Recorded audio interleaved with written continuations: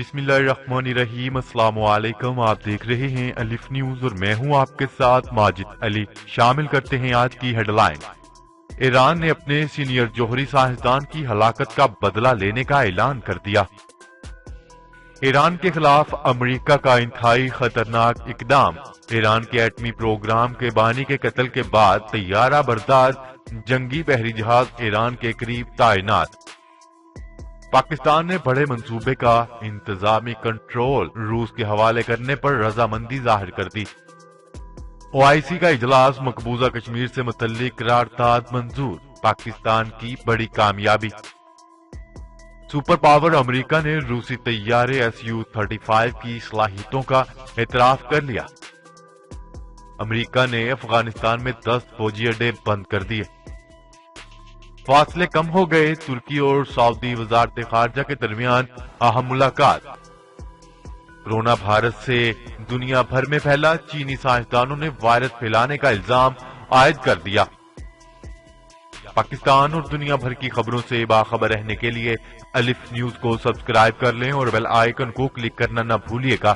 ناظرین، اپنی آرا کا اظہار کمنٹ سیکشن میں لازمی کیجیے گا۔ ہیڈ لائنز آپ نے جانی، اب بڑھتے ہیں خبروں کی تفصیلات کی طرف۔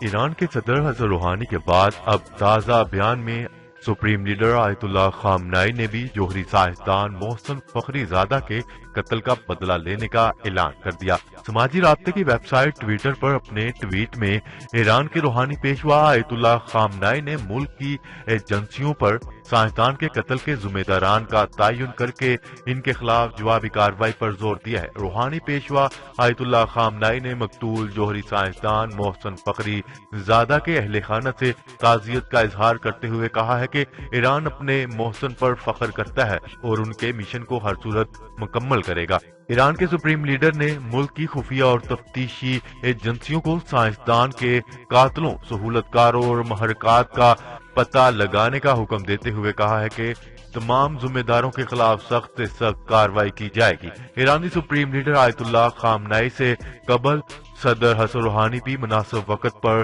محسن فخری زادہ کے قتل کا بدلہ لینے کا عندیہ دے چکے ہیں۔ ٹیلی ویژن پر قوم سے خطاب میں ایرانی صدر نے سائنسدان کے قتل کا الزام اسرائیل پر عائد کیا۔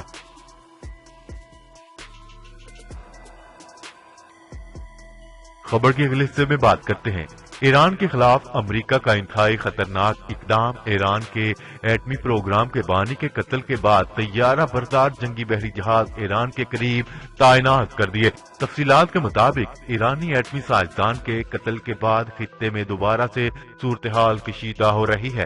غیر ملکی خبر رساں ادارے کی ایک رپورٹ کے مطابق امریکہ نے اپنے طیارہ بردار بحری جنگی جہاز کو ایران کے قریب خلیج فارس کے علاقے میں تعینات کر دیا۔ امریکی بحری بیڑے کی تعیناتی حال ہی میں کی گئی۔ امریکی بحریہ کا کہنا ہے کہ بحری بیڑے کی تعیناتی کا تعلق کسی مخصوص مقصد کے لیے نہیں ہے۔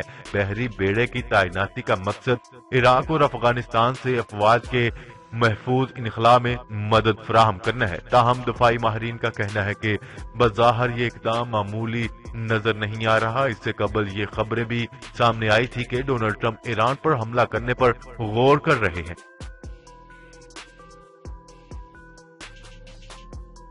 خبر کے اگلے حصے میں بات کرتے ہیں۔ پاکستان نے Pakistan stream gas pipeline project کا انتظامی کنٹرول روس کے حوالے کرنے پر رضامندی ظاہر کر دی۔ پاکستان نے روس کے ساتھ اسٹریٹجک پارٹنرشپ کے فروغ کے لیے Pakistan stream gas pipeline project کا انتظامی کنٹرول ایک خصوصی کمپنی کے ذریعے روس کے حوالے کرنے پر رضامندی ظاہر کر دی ہے۔ روسی صدر نے بھی اس منصوبے میں گہری دلچسپی ظاہر کی ہے، جس کے تحت درآمدی گیس پنجاب کو فروغ کی جا سکے گی۔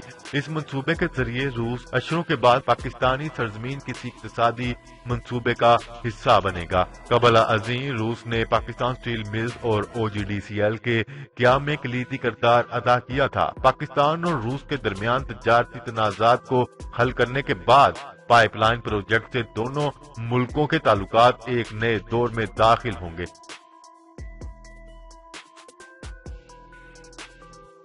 خبر کے اگلے حصے میں بات کرتے ہیں۔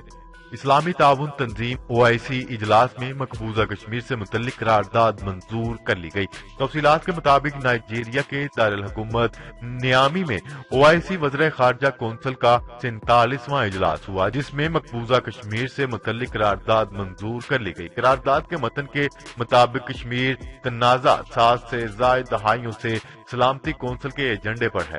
بھارت کے 5 اگست 2019 کے اقدام کو مسترد کرتے ہیں۔ بھارتی اقدامات سلامتی کونسل کی قراردادوں کی براہ راست توہین ہے۔ قرارداد میں کہا گیا ہے کہ بھارتی اقدامات کا مقصد خطے میں آبادی کا تناسب تبدیل کرنا ہے۔ بھارتی اقدامات استصواب رائے سمیت کشمیریوں کے دیگر حقوق چھیننا ہے۔ بھارتی رویہ بالاکوٹ سانحہ LOC ورکنگ باؤنڈری پر جارحیت کی مذمت کی گئی۔ قرارداد میں کہا گیا ہے کہ بھارت اقوام متحدہ کے فوجی مبصر گروپ کا کردار LOC پر بڑھائے۔ بھارت تمام تنازعات عالمی قانون معاہدے کے مطابق طے کرے۔ عالمی برادری سے قرارداد میں مطالبہ کیا گیا ہے کہ بھارت کے زیر قبضہ کشمیر میں صورتحال کی نگرانی کرے اور UN عالمی برادری پاک بھارت مذاکرات کی جلد بحالی کے لیے کردار ادا کرے۔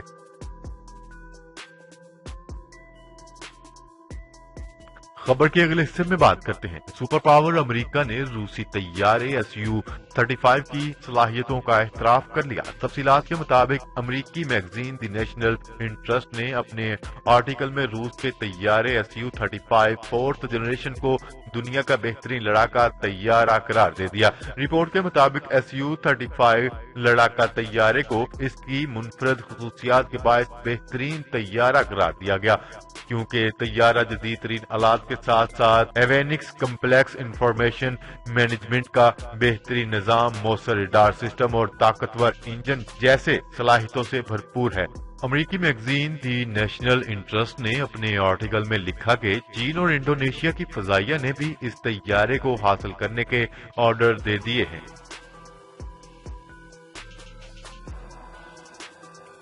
خبر کے اگلے حصے میں بات کرتے ہیں۔ امریکہ نے رواں برس طالبان کے ساتھ امن کے معاہدے کے بعد سے تاحال اپنے 10 فوجی کیمپ بند کر دیے ہیں، جبکہ قندھار ایئر فیلڈ اور جلال آباد ایئر بیس میں بھی فوجیوں کی تعداد بہت کم رہ گئی ہے۔ واشنگٹن پوسٹ میں شائع ہونے والی ایک رپورٹ میں دعویٰ کیا گیا ہے کہ 29 فروری کو دوحہ میں امریکہ اور طالبان کے درمیان ہونے والے امن معاہدے کے بعد سے افغانستان میں اب تک 10 امریکی فوجی اڈوں کو بند کر دیا گیا۔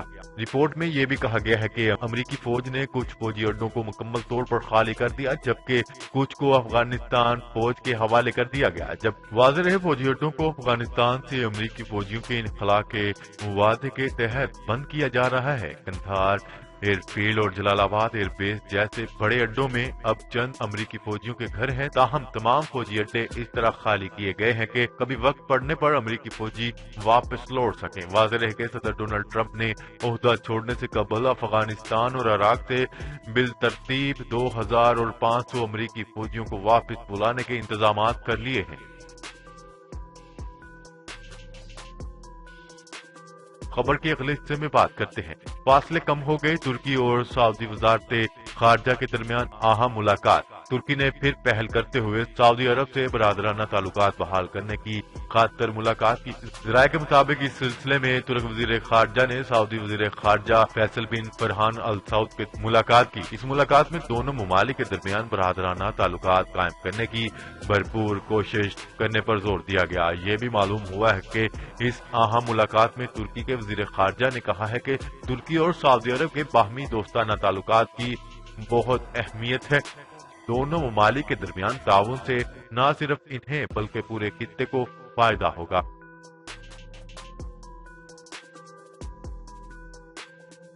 خبر کے اگلے اور آخری حصے میں بات کرتے ہیں۔ چینی سائنسدانوں نے دعویٰ کیا ہے کہ کرونا وائرس چینی شہر ووہان سے نہیں بلکہ بھارت سے دنیا میں پھیلا اور وہیں بنا۔ چینی اکیڈمی آف سائنسز کے سائنسدانوں نے کرونا وائرس کے پھیلاؤ کا مرکز بھارت میں ہونے کا دعویٰ کر دیا۔ چینی سائنسدانوں نے کہا ہے کہ گزشتہ سال مئی اور جون میں شدید گرمی کے دوران بھارت میں یہ مہلک وائرس جنگلی جانوروں خصوصاً بندروں سے نکل کر انسانوں میں منتقل ہوا۔ چینی سائنسدانوں کی رپورٹ کے مطابق مئی اور جون 2019 میں شدید گرمی کے بعد پانی کی قلت کا سامنا تھا اور بھارت میں جانوروں اور انسانوں کے ایک ہی جگہ سے پانی پینے پر یہ وائرس آبادی میں منتقل ہوا اور نوجوان آبادی کو کم متاثر کرتا ہوا چین کے شہر ووہان پہنچا۔ دوسری جانب دیگر سائنسدانوں نے چینی دعووں کو مسترد کر دیا۔ جی تو ناظرین، آج کے لیے اتنا ہی۔ مزید خبریں لے کر وہ جلد آپ کی خدمت میں حاضر ہوں گے۔ تب تک کے لیے اپنا خیال رکھیے گا۔ اللہ نگہبان۔ پاکستان زندہ باد، پاکستان آرمی پائندہ باد۔